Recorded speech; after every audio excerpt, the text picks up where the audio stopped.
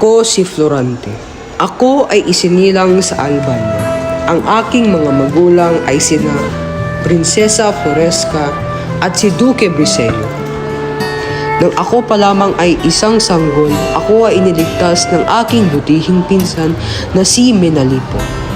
Ako ay lubusang nagpapasalamat sa kanyang ipinamalas na kagitingan at kahusayan.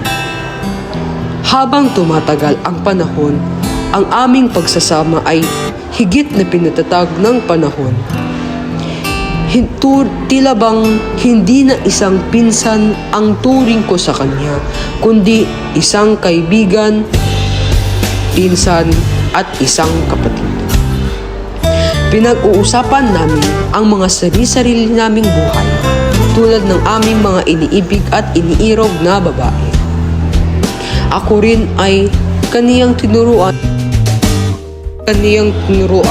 tungkol sa paghawak ng sandata. Ako ay kaniyang pinayuan tungkol sa dapat kong malaman sa aking buhay. Hindi ko napansin na tila bang tumatagal ang aming pagsasama sa pagtagal ng panahon. Ipinamalas niya ang kaniyang angking talino sa pagpapayo. Hindi ko lubusang maiisip na ganito niya ako kamahal. Aking pinagmamasdan ang kagandahan ng aming lugar kung saan ko nakilala ang aking napakamamahal na si Laura. Ako ay nag-ensayo ng mabuti upang sa pagdating ng panahon, kaya ko na ring protektahan ang mga mahal ko sa buhay, tulad na rin ng aking mga magulang at si Laura.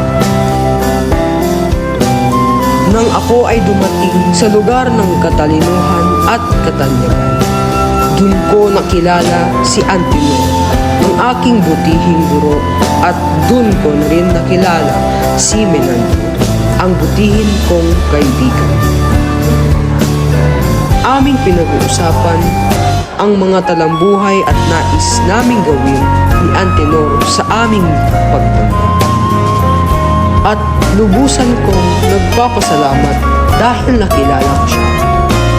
Tinuruan ko din siya sa paghawak ng sandata at lalo siyang gumaling. Hindi ko napansin na kami na pala ay pinagmamasdan ng aming butihing guro na si Antenor sa aming mga labanan at panalo sa buhay. Hindi ko aakalain na ako ay pinagtaksilan ng Conde Adolfo. Aking naisip ang aking inang bayan sa aking oras ng kamatayan.